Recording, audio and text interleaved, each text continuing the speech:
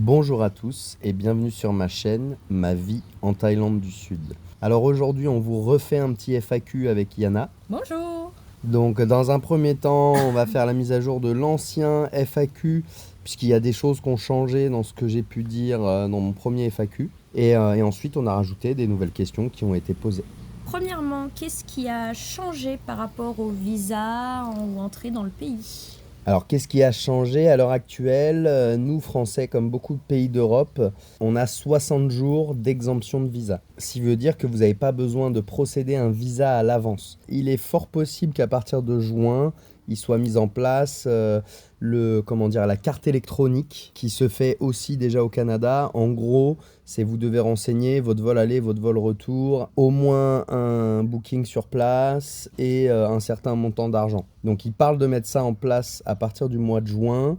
Restez bien informés là-dessus. En tout cas, jusque-là, vous avez 60 jours d'exemption de visa, ce qui veut dire que vous pouvez les rallonger de 30 jours une fois que vous êtes dans le pays à l'immigration en donnant votre adresse, votre passeport, une photo et 1900 bahts, ce qui représente un peu plus de 50 euros. Vous avez le droit de faire 2 exemptions de visa par an, ce qui veut dire qu'actuellement on peut venir 6 mois en Thaïlande comme avant avec un visa touriste, mais sans visa en fait, grâce à l'exemption que vous pouvez faire 2 fois et extendre 2 fois à l'immigration de 30 jours. J'en profite pour vous toucher un petit mot sur le DTV visa.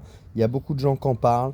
Alors méfiez-vous, renseignez-vous bien. J'ai vu qu'en fonction des provinces, les conditions n'étaient pas toujours les mêmes. Et sachez que le DTV est surtout fait pour les gens qui veulent passer 6 mois de l'année en Thaïlande alors qu'ils travaillent en ligne.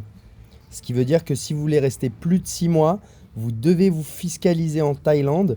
Et en général, pour ceux qui font le DTV, donc les conditions, comme vous le savez, c'est d'avoir quand même pas mal d'argent. Si vous vous fiscalisez en Thaïlande, vous risquez d'avoir de grosses surprises en fin d'année.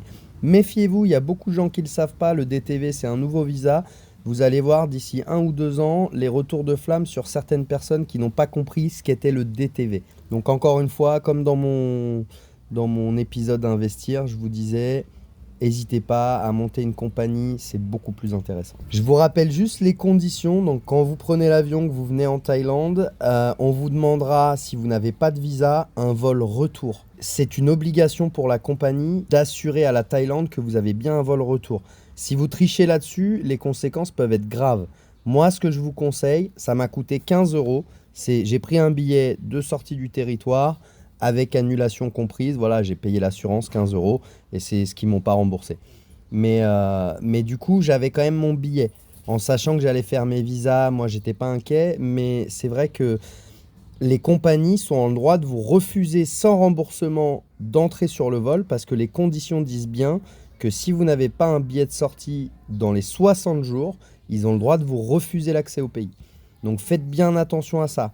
Maintenant, c'est vrai que quand vous passez les frontières au niveau terrestre, souvent on ne vous demande pas, quand vous n'avez pas beaucoup de visas en Thaïlande, etc., on ne vous demande pas beaucoup d'informations, on vous donne juste le visa. Quand vous passez par l'aéroport, c'est souvent systématique que la compagnie, je ne vous dis pas l'immigration, c'est la compagnie de vol qui a en droit de vous refuser si vous ne présentez pas un billet d'avion de sortie. Du coup, est-ce qu'il y a des évolutions, des modifications sur les moyens de paiement? Alors sur les moyens de paiement, ce que j'avais pas dit, c'est que si vous utilisez une carte comme une carte Revolut, il y a des chances que vous ayez aucun frais en Thaïlande. Une deuxième chose, je vous avais dit, vérifiez les taux. Quand vous allez retirer avec votre carte bancaire, le guichet où vous retirez vous indique le taux de change. Et vous pouvez choisir avec ou sans conversion. La plupart du temps, il faudra choisir sans conversion parce que souvent, c'est pas intéressant. Mais il arrive, je ne sais pas comment ça fonctionne, il arrive que des fois, le taux proposé est le taux actuel. C'est-à-dire qu'il n'y a pas plus intéressant et qu'il vaut mieux faire avec la conversion. Donc, en règle principale, on dit ne faites pas la conversion. Moi, si vraiment vous êtes près de vos sous, je vous dis vérifiez le taux actuel et le taux de proposé. Ça peut rester intéressant. Autre point au niveau des permis. Alors, les permis de conduire. On a vu tout et n'importe quoi, surtout cette année. Ça commence vraiment à se propager. Des sociétés, des agences qui vous proposent de passer le permis thaïlandais pour vous, faire des équivalents pour vous, etc.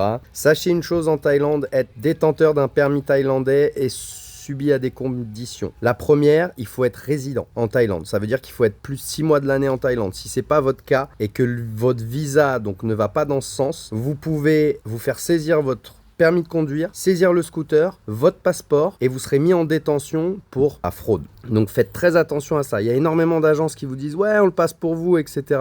Un permis de conduire en Thaïlande, je sais que je l'ai déjà dit, mais vous devez donner votre empreinte d'index pour pouvoir passer le permis. Ce qui veut dire que si la police se rend donc là où vous avez passé le permis et vérifie l'empreinte et que c'est pas la vôtre, vous risquez 10 à 15 ans de prison. Donc après, c'est vous qui voyez. Il y a des gens, ils vous conseillent de faire ça parce que ça vous évite de prendre des amendes et tout. Vous faites comme vous voulez. Moi, je vous dis juste que la police est en train de travailler dessus et qu'il y a beaucoup de gens qui vont tomber de haut dans pas longtemps. Le jet ski, encore une fois, il y a des gens qui me posent la question sur les jet skis. C'est interdit de conduire un jet ski en Thaïlande, puisqu'il vous faudra un capitaine thaïlandais, quelqu'un qui a un permis bateau pour le conduire, c'est-à-dire que vous ne pouvez pas physiquement et légalement conduire vous-même le jet ski.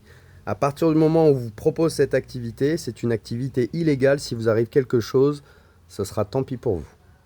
Donc les jet skis sont en train de disparaître. Si on vous propose une activité de jet ski, je vous déconseille, faites plutôt un beau tour en bateau, du snorkeling, des activités qui sont légales. Est-ce que les prix en Thaïlande ont augmenté ?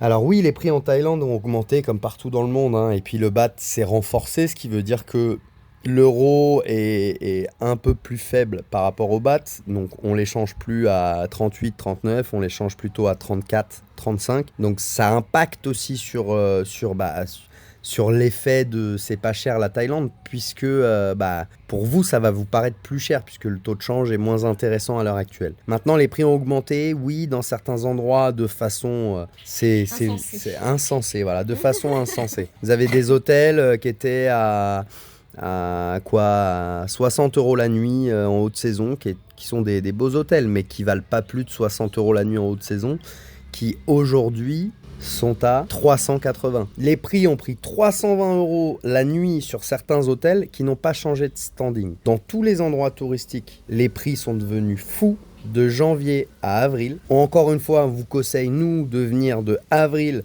à décembre. Après, renseignez-vous encore une fois sur les saisons des pluies, etc. Mais ces saisons-là, saison basse, on reste dans les prix normaux de la Thaïlande. Ça veut dire des prix intéressants avec des chambres à 20-30 € la nuit, pas 100, 150.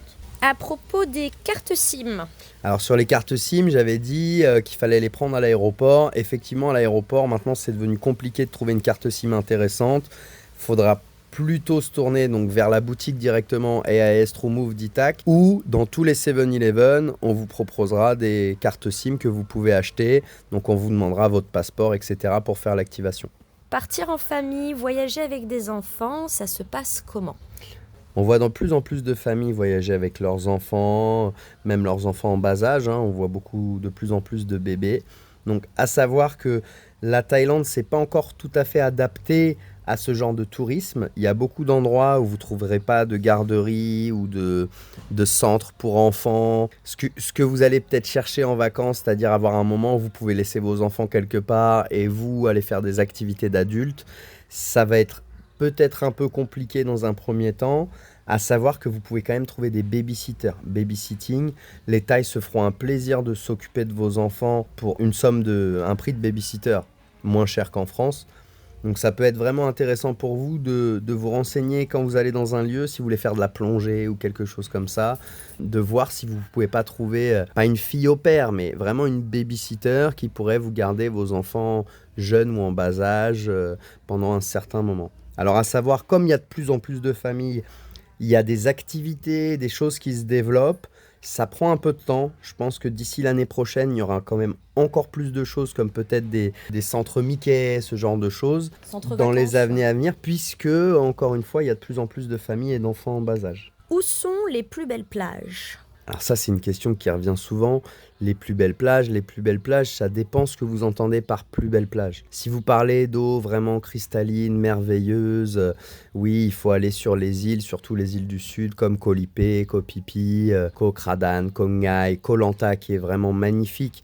C'est des endroits où l'eau est très pure. Maintenant, sur beaucoup de ces endroits qui sont des endroits touristiques, en haute période, vous allez trouver plus de gens que de sable et c'est pas forcément agréable et ce que vous recherchez. Donc par exemple sur Koh Phi Phi, en haute saison, on va recommander des plages plutôt comme Loh Moo Dee, Ronti qui sont du côté est, ou alors Nui Bay qui est du côté ouest, Loh Lana, où là vous allez avoir moins de monde parce que les gens en général ils vont plutôt voir Maya Bay, ils vont plutôt sur Long Beach, ou ils restent sur Loh Dalum où il y a la partie fête et ils n'ont pas forcément la motivation ou le courage d'aller un peu explorer. Loh Moo Dee, il faut aller un peu explorer, on peut y aller par taxi-boat, mais c'est vrai qu'en marchant une vingtaine de minutes, on rejoint cette plage magnifique à Koh Phi Phi. C'est pareil pour beaucoup d'endroits. Maintenant, il y a des gens, ce qu'ils aiment quand ils vont à la plage, c'est des plages qui font des kilomètres et qui n'y ait personne dessus. Si vous cherchez ce genre de place, vous avez toute la côte est, du côté Patalung, Tassala, etc. C'est pas la bonne saison là.